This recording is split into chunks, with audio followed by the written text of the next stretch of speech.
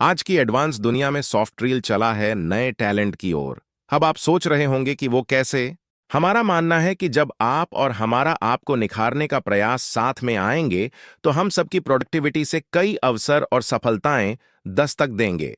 सबसे पहले हम जानेंगे कि HTML टैग क्या होते हैं ताकि सब कुछ अच्छे से समझ सकें।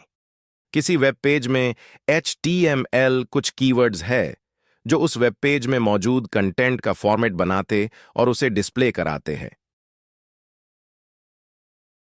यदि इन टैग्स की बात करें तो कुछ टैग सिंगल और कुछ टैग पेयर्ड फॉर्म में होते हैं।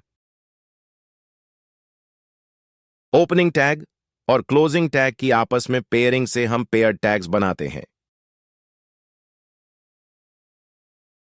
जैसे कि यहां एक ओपनिंग पैराग्राफ टैग और एक क्लोजिंग पैराग्राफ टैग मिलकर एक कंटेनर है और इस पूरे स्ट्रक्चर को हम पैराग्राफ एलिमेंट बुलाएंगे। है ना कितना इंटरेस्टिंग। इस तरह अब हम HTML टैग और HTML एलिमेंट को समझ गए हैं। आइए अब इस कोड स्निपेट पर कुछ देर ध्यान देते हैं। HTML कोड की शुरुआत डॉक टाइप के साथ की जाती है। वेब डिजाइन में हम वेब पेजेस से डील करते हैं जहां HTML कोड काम करता है। यानी हम कह सकते हैं कि किसी वेब पेज को बनाने के लिए HTML लैंग्वेज का प्रयोग होता है जो अपने एलिमेंट्स और टैग्स के माध्यम से उस वेब पेज के स्ट्रक्चर को डिफाइन करती है। किसी भी वेब डिजाइनर का मुख्य उद्देश्य हमेशा एक अट्रैक्टिव वेबसाइट को डिजाइन करना होता है। आइए अब हेडिंग टैग्स पर ध्यान दीजिए। वो एक ऐसी वेबसाइट बनाते हैं जो ज्यादा से ज्यादा लोगों का ध्यान आकर्षित करती है। ब्राउज़र हेडिंग एलिमेंट में कंटेनर टेक्स्ट को किसी भी नॉर्मल एलिमेंट के कंटेनर टेक्स्ट से अलग कंसीडर करता है जो लोगों के अट्रैक्शन की वजह बनता है। वेब डिजाइनर अपने एक्सपीरियंस से हेडिंग टैग का चुनाव करता है। वह अतिरिक्त फोकस के लिए टेक्स्ट को बोल्ड करने में स्ट्रॉन्ग टैग और टेक्स्ट को इटैलिक करने के लिए एम्फसाइजिंग टैग प्रयोग करता है। इसके साथ ही अल्टरनेटिव्स के तौर पर बोल्ड टेक्स्ट बनाने के लिए बी टैग और इटैलिक टेक्स्ट बनाने के लिए आई टैग का प्रयोग भी किया जा सकता है। स्क्रीन पर दिखाए गए HTML कोड की बॉडी में आपकी अंडरस्टैंडिंग के लिए अलग-अलग हेडिंग टैग्स को प्रयोग में लेते हुए नोटपैड एप्लीकेशन में इस कोड को टाइप करके देखिए। जब इसे सेव करने लगे तो फाइल के एक्सटेंशन में .html का प्रयोग करते हुए एनकोडिंग फील्ड में ANSI को UTF-8 से रिप्लेस कीजिए।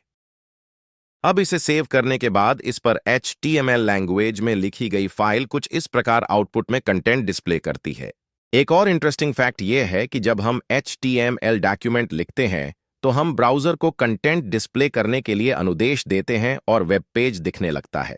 हमारे साथ वीडियो के यहाँ तक बने रहने का आपको कितना फायदा हुआ है हमें कमेंट सेक्शन में लिखकर जरूर बताएं। साथ ही यदि आप तैयार हैं तो अब हम आगे बढ़ते हैं।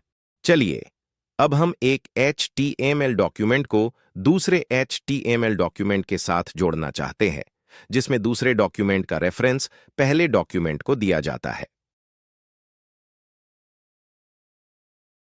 फिर एक वेब पेज में लिंक के माध्यम से दूसरे वेब पेज को भी एक्सेस किया जा सकता है। इसे समझने के लिए हम सबसे पहले एक HTML डॉक्यूमेंट A1.html की कोडिंग करके सेव करते हैं।